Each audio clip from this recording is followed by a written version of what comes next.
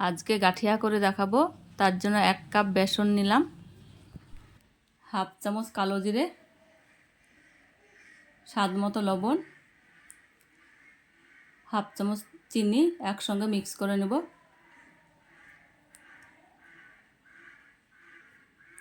ব্যাটারটা মাখানোর জন্য একটা তেল জলের মিশ্রণ তৈরি করে নেব। 4 চামচ সাদা তেল 4 চামচ জল দিয়ে মিশ্রণটা ভালোভাবে ফেটিয়ে নেব। চা চামচে 4 ভাগের 1 ভাগ বেকিং সোডা দিয়ে দিলাম। ভালোভাবে মিক্স করে নিয়ে তেলের মিশ্রণ দিয়ে মাখিয়ে নেব ভালোভাবে। এবার হাত দিয়ে মিশ্রণটাকে মেখে নেব। 10 মিনিট ধরে ফেটিয়ে নিলাম। যে তেল জলের মিশ্রণ করেছিলাম সবটুকুই দিয়ে দিয়েছি। ব্যাটারটা থকথকে ব্যাটার তৈরি হয়ে গেছে। 10 মিনিট এইভাবে ফেটিয়ে নেব।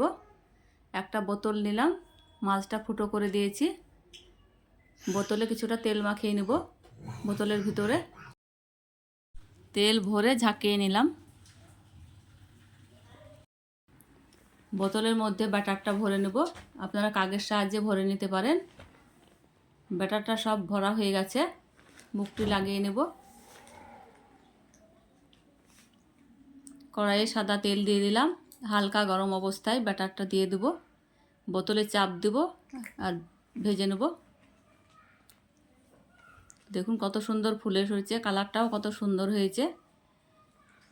একদিক হয়ে গেছে, এবার উল্টিয়ে নেব। গাঠিয়া ভেজে নেওয়া হয়ে গেছে, তুলে নেব। আবারও দিয়ে দেব। বোতলে চাপ দেবো। এইভাবে যেরকম শেপ যেরকম ইচ্ছা সেরকম দিতে পারেন, লম্বা গোল। একদিক ভাজা হয়ে গেছে, উল্টিয়ে নেব। ভিডিওটি না টেনে পুরো ভিডিও দেখতে থাকবেন। ভাজা হয়ে গেছে, তুলে নেব। গাঠিয়া ভেজে নেওয়া হয়ে গেছে। দেখুন কত সুন্দর হয়েছে, খাস্তা ও মচমচে হয়েছে, খেতে ভীষণ ভালো লাগে। গাঠিয়ার মতন শেপ দিতে চেয়েছিলাম বন্ধুরা, কিন্তু গাঠিয়ার শেপ হয়নি, কিন্তু খেতে দারুণ ছিল, গাঠিয়ার মতোই খেতে। আপনারা এইভাবে তৈরি করলে গাঠিয়া ভাজা কোনো রকম ছাঁচ ছাড়াই বোতল দিয়ে তৈরি করে নিতে পারেন খুব সহজে। খেতে খুবই ভালো লাগে।